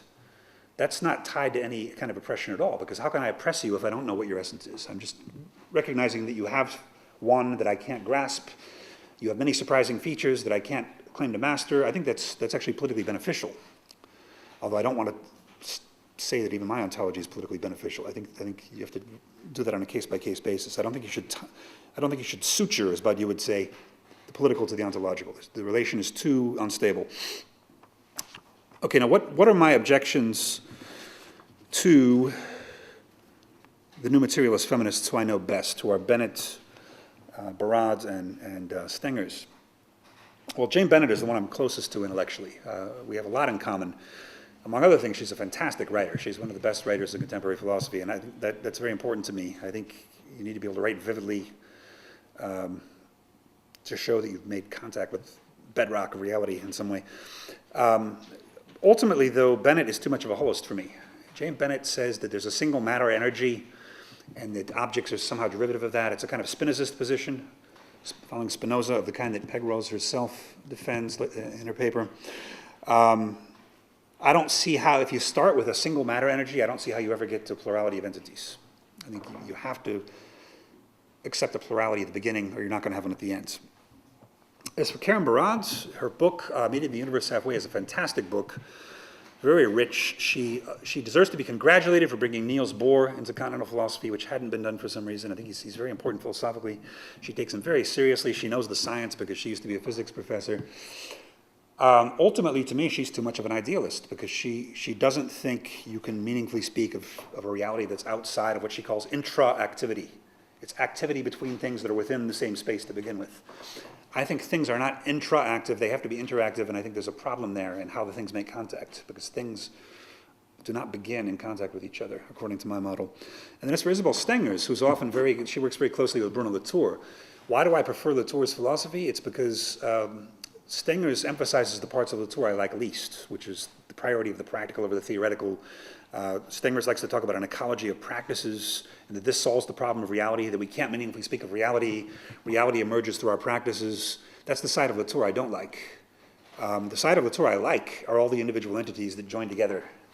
You know, the apricots and the trains and the, Pasteur's lab and all these things that join together, the discrete individual entities that I don't think Latour pushes far enough, but that I do like in his position.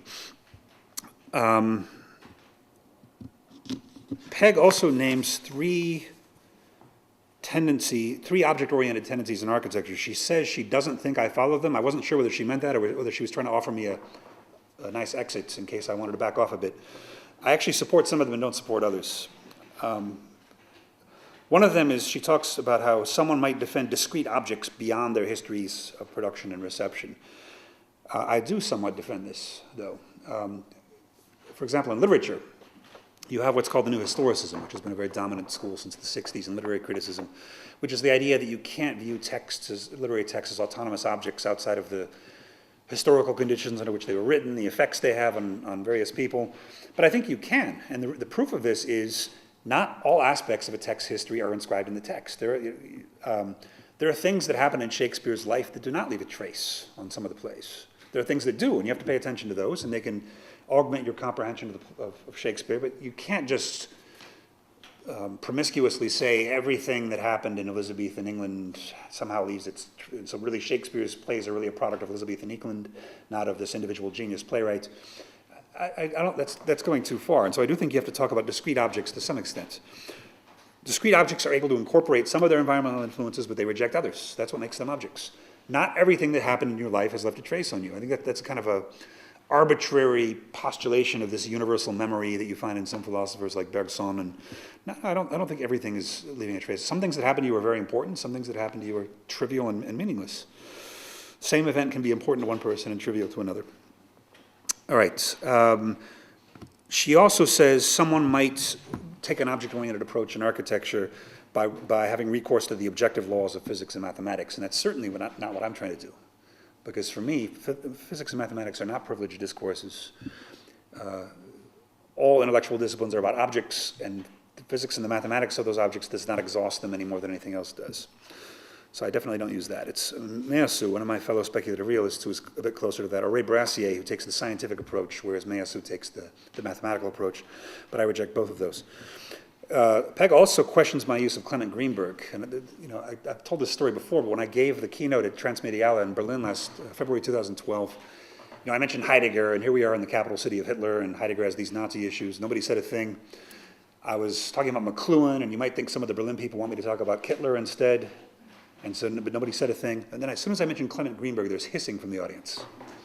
So he's still a very hated figure in many parts of the arts. But I do use Greenberg critically. I'm not saying that Clement Greenberg's art theory is correct. I think he's a great art critic and a marvelous writer. But I have made explicit criticisms of him, so I wouldn't say that my approach is Greenbergian at all. And Lawrence Holm also brought up Greenberg in his paper. All right. I'll skip something here to save time, but Peg ends up appealing to Spinoza, who she says accounts for diversity in his philosophy, and I've never accepted that. I mean, Spinoza is the philosopher of one substance, and of course, everybody who defends Spinoza tries to say you can't simplistically take that to mean there's one thing, but that's sort of like when people say you can't say Heidegger's anti-technology. That would be superficial. Well, actually, Heidegger is anti-technology. There's some truth to the superficial level of things sometimes. Right? Heidegger would not be a fan of iPads and things of that sort. He would call them stockpiles of standing reserve, whatever. So I think you have to stick to the superficial level of Spinoza as well. There's some truth to it, which is that he is a holist. There's a single substance. The attributes and the modes are derivative of the substance. And I don't see how diversity could ever come from this unity. I talked about a communication problem in the case of God being the causal medium or the mind being the causal medium. For me, the communication problem is the central problem in the history of Western philosophy. I think this is the main thing we owe to the Arabs, actually, more than translating Aristotle and bringing him into Spain. I think what we really owe the Arabs is the communication problem, which you don't really find. You find it a bit in Plato, but you don't find it as strong in Greek philosophy as in Islamic philosophy. And I think Spinoza simply solves this by fiat. You don't really find this problem in Spinoza because everything's there, part of the same substance, and so things are able to communicate. I think you find too much of this in certain Deleuze-inspired philosophies. Even Zalanda, whom I really like, says things are both heterogeneous and continuous. Well, how convenient. Things are diverse and they're linked as one. It means that the problem of how things exert influence on each other is simply defined as a pseudo-problem from the start, and it never makes any progress. Okay. One other thing about Peg's paper. She cites Arnie Ness in Deep Ecology. I'm glad she mentioned this because Deep Ecology is very holistic. And as much as I respect people who defend old trees from lumber companies and things, I really do respect this kind of activism. I think it often has a rickety intellectual basis. It has a basis, philosophically, it has a basis in holism. It has a basis in the idea that human and world are radically divergent, and therefore any interference by humans in nature is a tampering with the natural balance. And I think that's philosophically bad for Latourian reasons. Humans have always been manipulating nature. Humans have been altering plants to fit our own needs, and oftentimes humans have improved nature. So I wouldn't sympathize with deep ecology to that degree. I do sympathize with ecology. We are messing things up pretty badly in many ways, but we're not. The mere fact that we're touching nature does not mean we're tainting it. I would not agree that there's something called nature apart from humans. There's a kind of interwovenness, and they're simply entities of different kinds. And the fact that she appeals to Arnie Ness and his appeal to Spinoza and holism suggests the kind of problem I was talking about. So that if you take the Spinozistic turn, there tends to be this wrong kind of reverence for nature. Nature is this all-encompassing productive force that humans shouldn't mess with. Okay, now I will move on to Lawrence Holmes' paper. I think I only have two left. I have Lawrence and Peter, right? Okay, Lawrence gives the example of approaching an altar. And he also gives a nice summary of my fourfold theory, time, space, essence, and eidos. He makes the claim that my fourfold cannot account for the altar or any other symbolic object. It's an interesting claim. In his account, the sensual object of the altar, in his account of my view is that I would see the religious experience of the altar as sensual, and that the real altar would be this physical thing, the stone or whatever it is. That's not quite what I would say, though. Because he thinks I'm saying that, he says actually the sensual object is deeper because the spiritual experience of approaching the altar is deeper than the mere stone. I would agree with that. I wouldn't say that the symbolic experience of the altar is a mere sensual object. What I would say is that a new real object is produced by my encounter with the altar. and that real object exceeds my access to it. It's just because I need to be there for it to become an altar and not just a piece of stone does not mean that its alterhood is totally defined by my access to it. Just like Delanda points out, the fact that humans are needed to produce society does not mean that we adequately know society. Society is still real. The reason it's real is because sociology is not finished, right? Sociology hasn't exhausted the reality of society. It doesn't really understand what society is yet. And so there is nor will it ever. So the fact that a human is an ingredient in something does not mean that it exists only for humans. I can be part of society, but society still has a reality that exceeds our grasp. I can be part of an experience of worship at the altar, and the altar and the spiritual experience still exceeds my grasp. And this is important because some art theorists recently, I think, have been too literal in their use of speculative realism. They've been trying to say what we need is an art without humans. And so they end up with things like noise music and scary installations that show us how meaningless human life is. And that's not really what speculative realism is about. It's not about getting rid of the human part so we have only the reality part. It's about getting rid of the correlation between them. Humans would still be part of that. Asking for an art without humans is about like asking for basketball without humans. It doesn't make a lot of sense. Humans need to be there as part of the artwork. That doesn't mean that art is reduced to my opinion about it or my perception of it, right? I can still be wrong about an artwork and my interpretation of it. I can still return to it and develop my conception of the artwork or a piece of architecture. The fact that humans make architecture does not mean that architecture is reducible to how people perceive it. Humans are an ingredient in the architecture, but do not have an exhaustive comprehension of it. All right. And Lawrence also says that the altar is not the same for each of us, nor is it the same for the same person at different times. I would disagree there because I'm following what Husserl says about the fact that there is an enduring core to the experience, even if the variations change. I don't think that the altar is a different altar if you see it in shadow and then see it in sunlight. I think it's the same altar seen according to different accidental permutations. There might be certain times when the altar changes so much that you have to speak of it as a different thing entirely. I won't bother trying to imagine what those might be, but there might be some experiences where something bad happens to you in a city, so it's really no longer the same city for you. A certain line is crossed, and so you can't bear to go to London anymore because something horrible happened to you while you were there. I could see that happening, and then in a sense it's not really the same city, but short of some major threshold being crossed, this is the same city as when I first visited it in 1990 or whenever it was, even though I'm finding different parts of it all the time.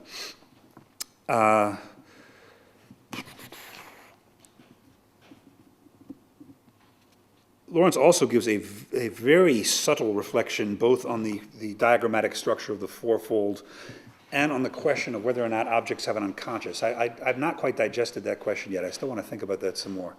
To what extent would I be willing to, it would sound crazy to say that a fire or a rock has an unconscious. So I guess I should say that it doesn't, but I want to think about that question a little more before I give a definitive no. So that's one interesting part of his paper that I don't have much to say about yet. He does then try to map my terms real and sensual onto Lacanian terms. Lacan is a major figure in his paper, and presumably of your intellectual outlook in general. He identifies my sensual with Lacan's imaginary and symbolic, and then draws a distinction between Lacan's real and my real objects for the reason that even the fact that I'm saying that the real is multiple is a kind of symbolization. So I'm symbolizing the real and therefore turning it into something other than real, because the real is that which resists symbolization entirely. Okay, and I've actually heard seen some architectural papers lately where people were trying to do a Lacanian architecture, and it was all about traumatic architecture or horrifying architecture. And I'm not sure that's the way you want to go.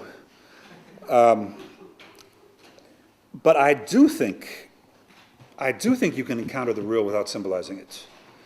I don't think that this has to do with my argument against German idealism again, and German idealism and Lacan are often lumped together, especially by Zizek, as saying you can't really talk about a thing in itself outside of the fact that it resists our symbolizing it. I think you can talk about things non-discursively. You can hint at them, you can allude to them. In fact, I use the term allure in my books for this. Allure it's the noun form of allude, I guess. You can point at something without being able to grasp it, and non-discursively. And I think this is exactly what we do in things like poetry and things like hints, threats. Yeah, I forgot to mention the example of threats. You know, you've probably seen The Godfather, and he's going to make you an offer you can't refuse. Well, that's a great example of the ominousness of suggestion. If he were to say instead, if you don't give my friend the part in the movie, I'm going to cut off your horse's head and put it in your bed. It's scary in a different way, but it lacks something, right? You're never supposed to spell out a threat. So anyway, we have all these experiences in which we do allude to a reality without making it symbolically present, I would say.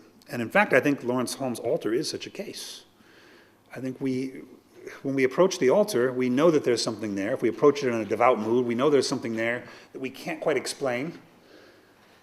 It's not fully symbolized, it's not fully discursive, and yet we're in contact with something there that exceeds our grasp, yet we know it's there. It's not just some all-encompassing real that's a trauma. It's not just that I'm traumatized by the altar.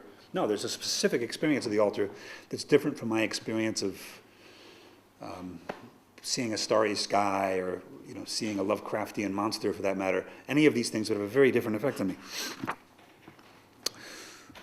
Okay, and in fact, I think there are too many philosophers today who think that we cannot talk about the plurality of the real. All of them have some closer or further relation to Lacan, Zizek being the best example. But Badiou also. I think Badiou's, again, the difference between the inconsistent and the consistent multiple. He doesn't think we can say much about the non-discursive real, except insofar as it shocks us and surprises us, except insofar as someone has been excluded from the political system and there's a revolution. Now we realize we hadn't counted the political properly, but you can't really say anything about it until there's an event. Okay, so now I'll move on to Peter. I'm going on way too long here, I'm sorry. And Peter's, I haven't seen the text, I've seen the video. I find it harder to organize things that I hear in video than in the text, but I did it as best I could. He looks at the quadruple object as a mixture of different discourses, which I think it is.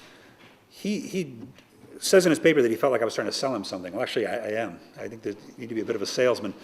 He also says there were a few places where I turned philosophers into slogans, and I admit that's true, but there's a history behind this book. The history is that they were trying to do a French translation of my first book, Tool Being. It turned out to be too expensive, because Presse Universitaire de France has an exact salary scale that the translator has to be paid.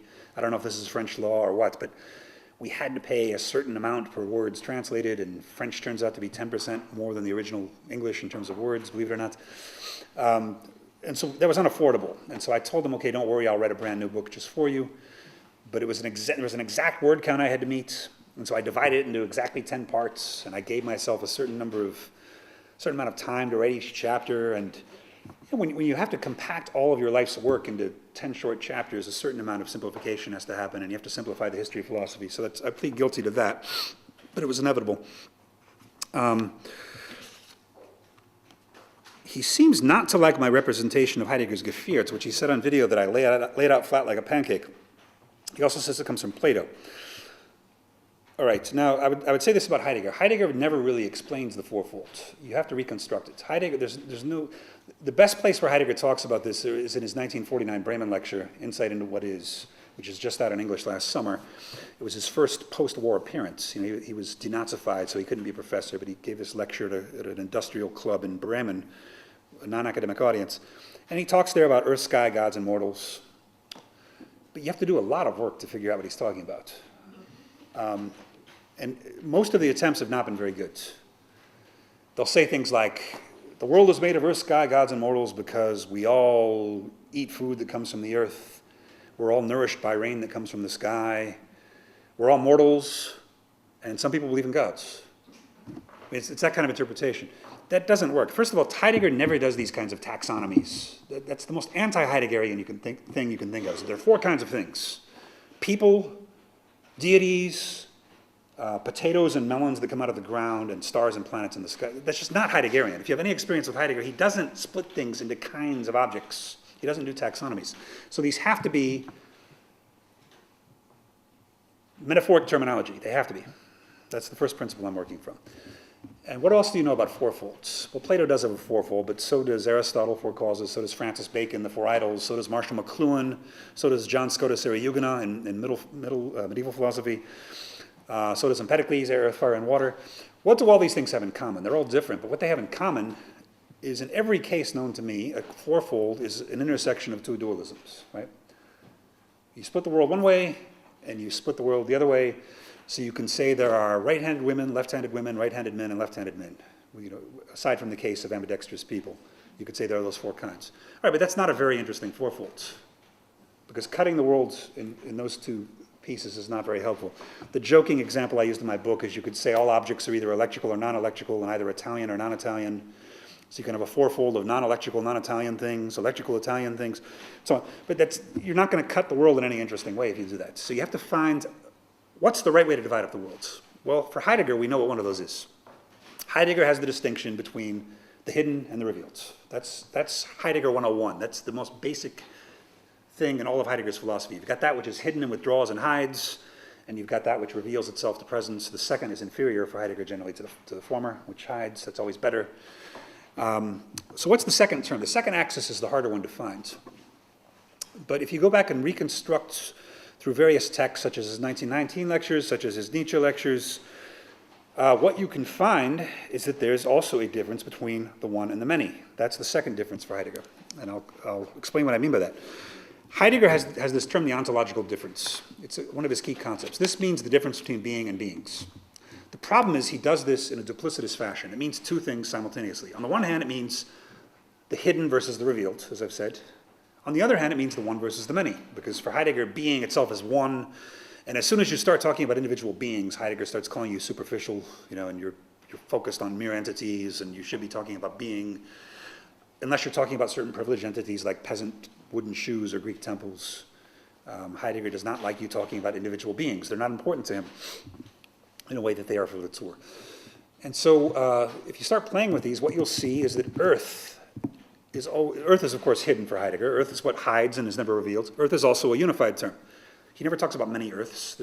Earth is this unified, quasi-liquid, holistic network from which everything sprouts.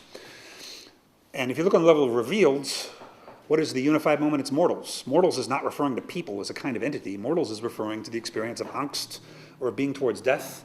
Because, of course, for Heidegger, when you have anxiety, you lose any consideration of individual beings, and you see the world as a whole distancing itself from you. That's what's horrifying about angst for Heidegger. Wow, why is there something rather than nothing? You're not asking about lions and chairs and things when you do that. You're asking, why is there anything at all? The world as a whole distances itself from you. And then I won't bother to spell out the rest, but sky and gods play the similar role on the side of plurality, where gods are they're gods in the plural, and that's not just some slap at monotheism. That's the fact that there are many gods, and they simply hint. They don't become present to us, they hint, and sky is the revealed form. That's my reading of the fourfold. Carl seems skeptical about that in some ways. He's supportive of it in other ways, but he does concede that I do my homework. Maybe not in the quadruple object, but if you go to my other books that are longer, I try to spell out more of my reasons for that reading of the fourfold. Finally, he calls himself a phenomenologist, just as he also seems to be a holist. And I've said why I'm not a holist, because I think that you can't, if you start with the world as a unified thing, you can never get to individual things. But he calls himself a phenomenologist, which I once was, and I still respect phenomenology, unlike many contemporary younger philosophers who despise phenomenology. Those coming from Deleuze or from Badiou often have no interest whatsoever in phenomenology. I have a lot of interest in phenomenology. I think it's the most important school of 20th century philosophy, far and away. But whereas Carl calls himself a phenomenologist, I would call myself a noumenologist, a term I've not used that often. The noumena, of course, are opposed to the phenomena in Kant. The noumena are what we can never directly encounter, but they're there. I would propose a noumenology instead of a phenomenology. I think there are indirect ways you can talk about the properties of things in themselves. And whereas phenomenology says to the things themselves, that's the maxim of Husserl, he doesn't mean Kant's things in themselves, he means the things in themselves in experience. I would say to the things in themselves, to Kant's things in themselves. They're not worthless at all. They should not have been kicked out of philosophy the way Zizek, Badiou, Meillassoux want to do. They should be brought right back into philosophy. And I'll end there. You've been very patient. Thank you so much.